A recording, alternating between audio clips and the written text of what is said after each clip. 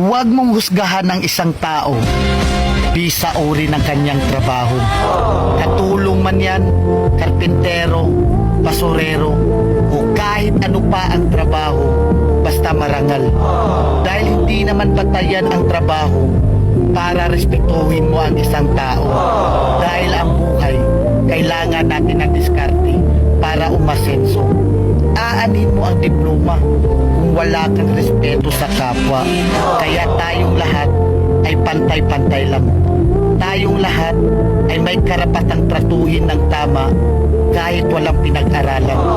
Tandaan natin, kahit ano pang kurso ang natapos mo, kahit ano pang diploma ang hawak mo, kahit mayaman o mahirap ka lang, lahat tayo kapag namatay, iisa lang ang titulong diplomang nakaukit sa lapida natin.